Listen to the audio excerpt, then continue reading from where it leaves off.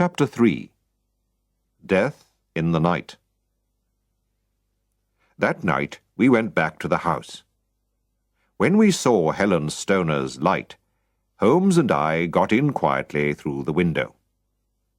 Then we waited silently, in the middle bedroom, in the dark.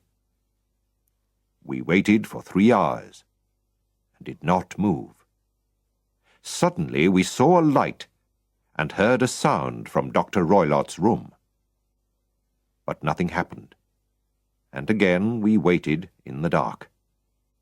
Then there was another sound, a very quiet sound. Immediately Holmes jumped up and hit the bell rope hard. "Can you see it, Watson?" he shouted. But I saw nothing. There was a quiet whistle. We both looked up at the air vent, and suddenly we heard a terrible cry in the next room. Then the house was silent again. "What does it mean?" I asked. My voice was shaking. "It's finished," answered Holmes. "Let's go and see." We went into Dr. Roylott's room. The metal box was open. Roylott was sitting on a chair, and his eyes were fixed on the air vent. Round his head was a strange yellow speckled band. He was dead.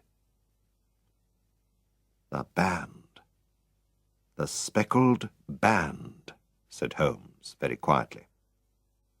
The band moved and began to turn its head.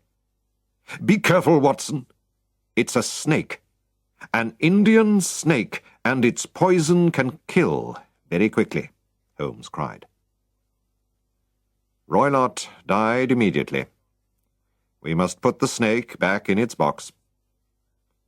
Very, very carefully, Holmes took the snake and threw it into the metal box. "But how did you know about the snake, Holmes?" I asked. "At first, Watson, I thought that it was the gypsies. But then I understood. I thought that perhaps something came through the air vent, down the bell rope, and onto the bed. Then there was the milk. And of course, snakes drink milk. It was easy for the doctor to get Indian animals, and because he was a doctor, he knew that this snake's poison is difficult to find in a dead body. So, every night he put the snake through the air vent, and it went down the bell rope onto the bed.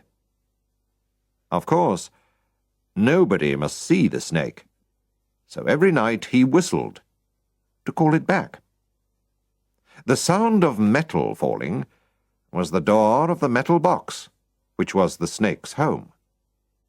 Perhaps the snake came through the air vent many times before it killed Julia. But in the end, it killed her. And Helen, too, nearly died because of this snake. But tonight, when I hit the snake on the rope, it was angry and went back through the air vent. And so it killed the doctor. I'm not sorry about that." Soon after this, Helen Stoner married her young man and tried to forget the terrible deaths of her sister and stepfather. But she never really forgot the speckled band.